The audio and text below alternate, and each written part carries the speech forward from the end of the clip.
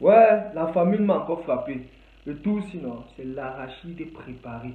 Vous savez, il y a deux types de dispositions des arachides sur un plateau en fonction de l'emplacement du kata sur la tête du vendeur ou de la vendeuse.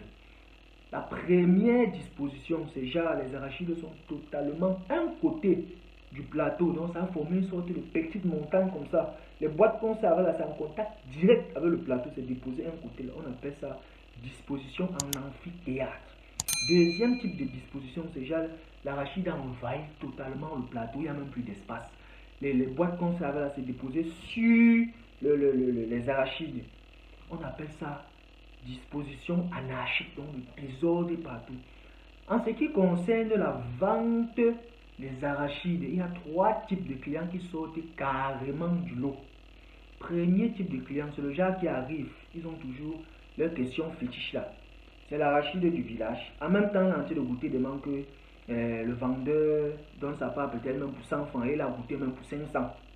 Il y a maintenant un deuxième type de client là. Lui, il arrive très sérieux. Les clients responsables là, ils ont les verres. Ils ne regardent jamais les gens à travers les verres. C'est toujours au-dessus des verres. C'est genre, il a les verres sur les narines comme ça. Mais il regarde les gens plutôt comme ça. C'est genre, il passe la commande des arachides de 100 francs. En même temps, il est en train de contrôler. Comme s'il était dans le protocole de l'OMS ou le service d'hygiène international. Il regarde. Petit, tu as même bien lavé les arachides là. Ça va, laisse, ne me sert plus. Il part. Il y a maintenant troisième type de client. C'est le genre qui sort de la réunion d'à côté, il sortait pour pisser, avec peut-être sa cage qu'il a collée dans l'épaule comme ça, il sortait pour pisser, il voyait un rassemblement, il y a beaucoup de gens autour du vendeur d'arachides, il dit, hé petit, tes arachides là, ça a l'air bon, hein. Donne-moi un peu pour 200 après la réunion, tu viens chercher ici. Et le genre de personnes, elles ont tous les noms des honnêtes personnes. Directement, quand tu demandes le crédit comme ça, il y a une voix à l'intérieur, dans la tontine, sort une voix d'une femme qui vend les boulettes entre une adhérente de la réunion qui les vend aussi des boulettes à l'intérieur là, tu entends seulement ya innocent, laisse l'enfant là. L'enfant là c'est bas, c'est les arachides de sa mère, il ne doit pas prêter. Et quand tu prends comme ça, tu ne dois pas rembourser. Petit, ne lui donne pas. Il dit ah c'est combien, c'est 200, est-ce que je vais faire? La femme m'a dit que mes boulettes ici depuis la semaine passée, tu as pris au moins pour 500, je te vois, elle fait comme si je ne te voyais pas. Et toi aussi tu laisses, dire ah ça va alors petit, laisse. Il entre.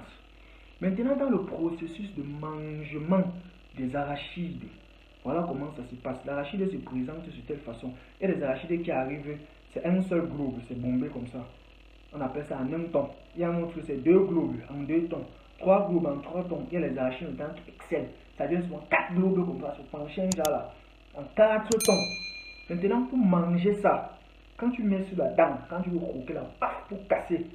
Parce que quand tu perces le premier globe là, l'air qui quitte dans le premier globe, ça attaque le deuxième globe, ça se déchire. Au fur et à mesure, ça s'ouvre progressivement. On appelle ça péristaltisme cotylédoné. Maintenant, quand tu mets ça sur la dent et que tu veux percer avec la dent, voilà comment l'expression faciale se présente.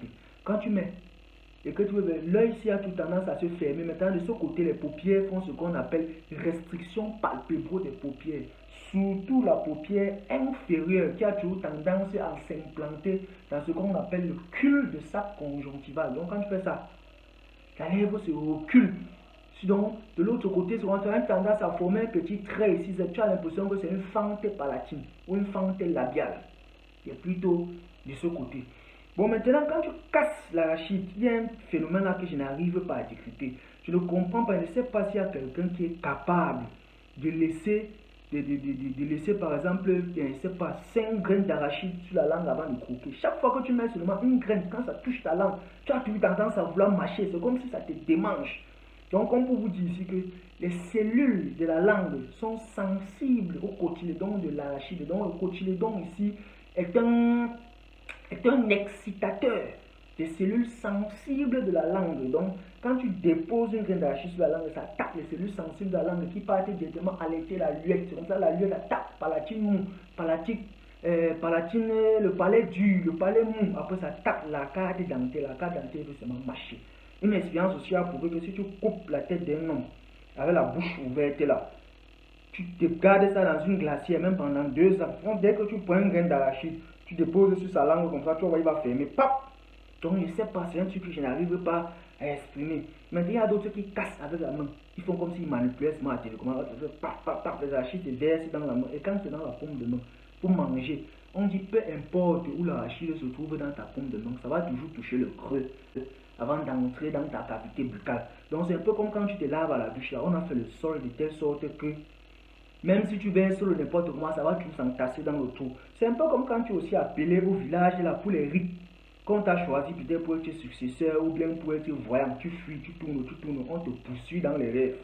Tu tournes comme tu tournes, tu vas toujours rentrer au village pour l'initiation. Donc c'est un peu ça.